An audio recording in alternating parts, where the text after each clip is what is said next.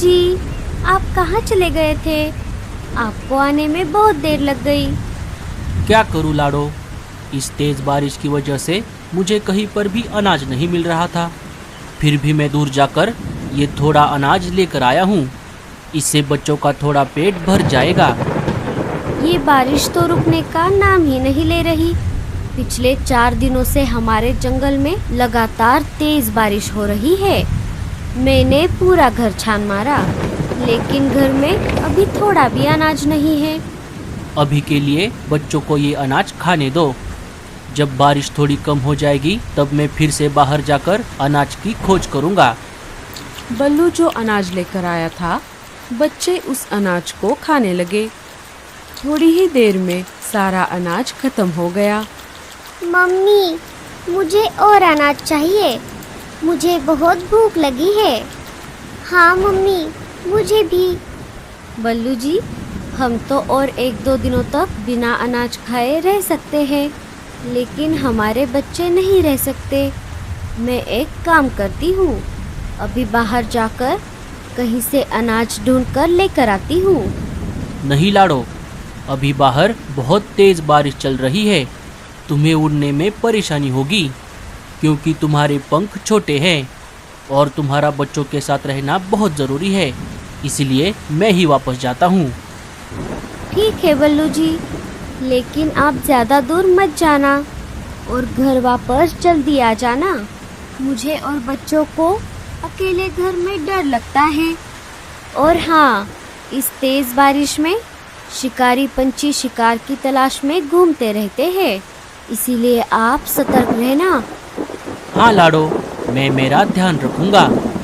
चलो, अब मैं चलता हूँ। बल्लू अपने घर से निकल पड़ता है। हे ऊपर वाले, मेरे पति की रक्षा करना। मम्मी, मुझे बहुत डर लग रहा है। डरो मत बेटा, मैं हूँ ना तुम्हारे पास। मम्मी, मुझे बहुत भूख लगी है।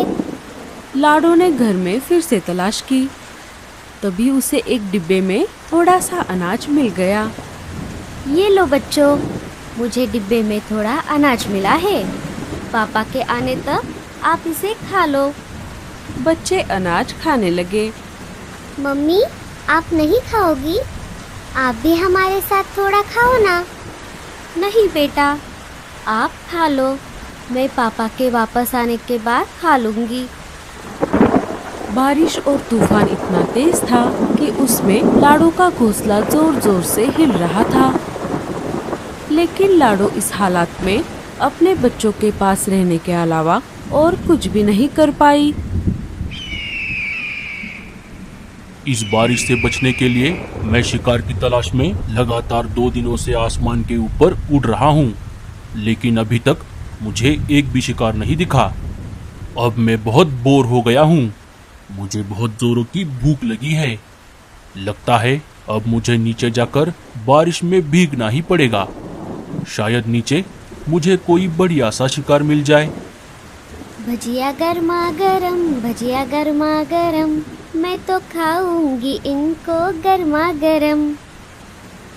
चील आसमान से नीचे आ जाता है और मीनू मौसी के घोंसले के बाजू वाले टहनी पर जाकर बैठ जाता है। चलो, अब मुझे जल्दी से किसी हट्टे कट्टे शिकार की तलाश करनी होगी। अगर मुझे पूरा परिवार मिल गया, जिनमें बच्चे भी शामिल हो, फिर तो मजा ही आ जाएगा। मीनू मौसी खिड़की से शिकारी पंछी को देख लेती है। अरे बाप रे, शिकारी चील, ये भला यहाँ पर क्या कर रहा है? चल मीनू, अब तेरा ऊपर जाने का समय आ गया है। अरे वाह, ये खुशबू कहाँ से आ रही है? अरे बाप रे, बचाओ, मुझे मत मारो। मैं तो एक बूढ़ी चिड़िया हूँ, मुझे मारकर तुम्हें क्या मिलेगा? अरे चुप कर, मैं तुझे नहीं खाऊंगा।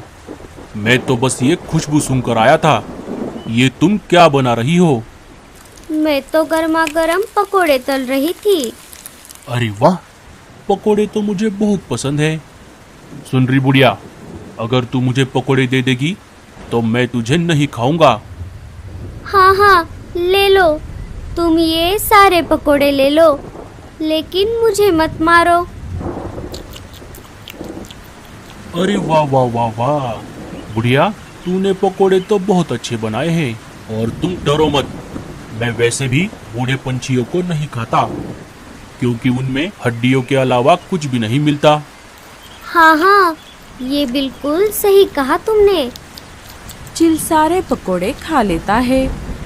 चल बुढ़िया, अब मुझे ये बता कि इस जंगल में मुझे हट्टा कट्टा शिकार कहाँ मिलेगा। एक पूरा परिवार भी चलेगा, जिनमें बच्चे भी शामिल हो। अरे चील भाई, मुझे भला शिकार के बारे में क्या पता होगा, मैं तो ज्यादातर घर में ही रहती हूँ। अगर तूने नहीं बताया तो मैं तुझे अभी खा जाऊंगा। अरे नहीं नहीं चील भाई, मैं तो मजाक कर रही थी।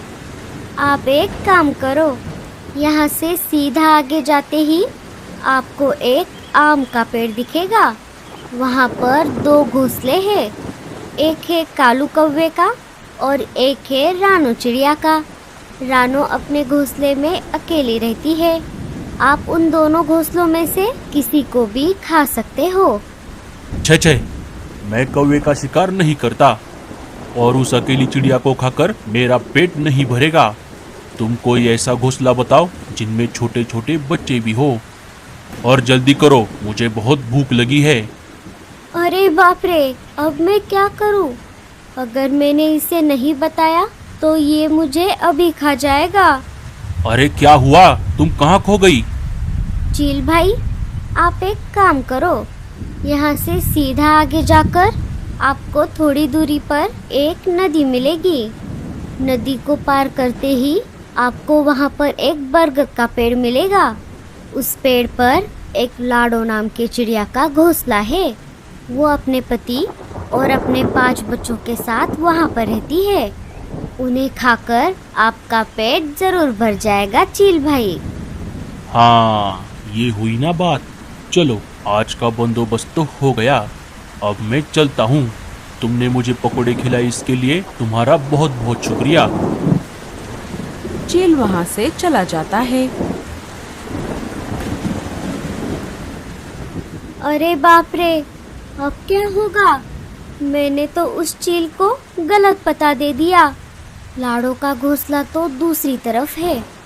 अगर वो वापस यहाँ पर आ गया तो वो मुझे नहीं छोड़ेगा। अब मुझे कैसे भी करके लाडो को ये बात बतानी होगी। मीनू मौसी वहाँ से लाडो के घर के तरफ निकल पड़ती है। इधर तेज तूफान और बारिश की वजह से लाडो का आधा घोंसला टूट जाता है और बारिश का पानी घोंसले के अंदर आने लगता है। अरे बाप रे, ये क्या हो गया? अब बारिश का पानी घोंसले के अंदर आ रहा है। अगर हम ऐसे ही भीगते रहे तो हम सब बीमार पड़ जाएंगे। मुझे बच्चों को लेकर घोंसले के बाहर जाना होगा। चलो बच्चों, हमें ये घोंसला छोड़ना होगा। लाडो और बच्चे घोंसले के बाहर आ जाते हैं। अरे मम्मी, वो देखो, लगता है ये घोंसला नीचे गिरने वाला है। बच्चे के ऐसा कहते ही घोंसला धड़ाम से नीचे गिर जाता है। अच्छा हुआ मम्मी, हम सब समय रहते बाहर आ गए, नहीं तो हम भी घोंसले के साथ साथ नीचे गिर जाते। मम्मी, अब हम इस तेज तूफान और बारिश में कहाँ जाएंगे? बच्चों, आप सब मेरे पीछे पीछे आ जाओ। मुझे हमें रहने के लिए एक अच्छी और सुरक्षित जगह पता है। वो घोंसला एक पेड़ के तने में बना हुआ है। वहाँ पर शिकारी पंछी भी नहीं आ सकते। बच्चे और लाडो वहाँ से निकल पड़ते हैं। उनके जाते ही मीनू मौसी वहाँ पर आ जाती है। अरे बाप रे, ये सब क्या हो गया? मैंने तो चील को गलत पता बताया था। लगता है चील ने उन्हें ढूंढ लिया और पकड़कर यहाँ से ले गया। ये सब मेरी वजह से हुआ है।